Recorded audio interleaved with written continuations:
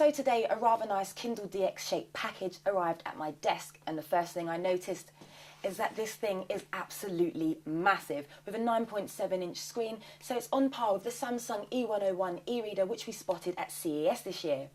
So it's got 2.5 times the surface area of the Kindle's 6-inch display with 16 shades of grey, so that means it will definitely be a handy tool for reading graphic-rich content such as newspapers and magazines. Although, rather alarmingly, a notification pops up when you are browsing through your magazines and newspapers letting you know that those purchased outside of the US do not come with images, which quite frankly is rubbish. But there is a built-in PDF reader, which means you can carry around your personal and professional documents with you at all times. Now, the e-ink also means it's a pleasure to read and can be read at any angle without straining your eyes too much. Now, design-wise, it's all pretty much self-explanatory with a selection of buttons that do exactly what they say on the tin, complete with a 5-way controller, so hopefully you won't be left scratching your head over how to access your books from your home page, for example.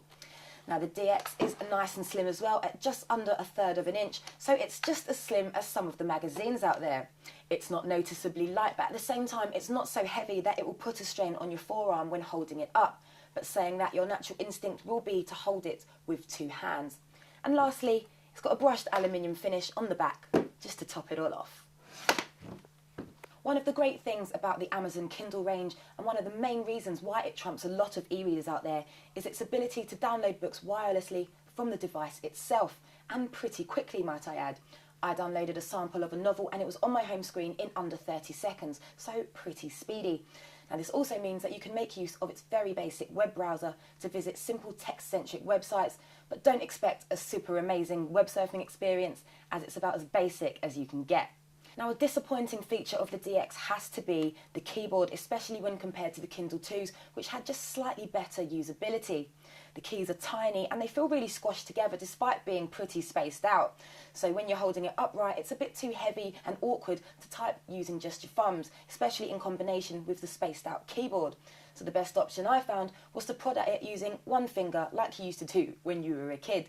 So it goes without saying, adding notes and doing any kind of writing activity is a bit like a chore, which is a shame really, as it's got a variety of really handy search options, including via Google, Wikipedia and YouTube.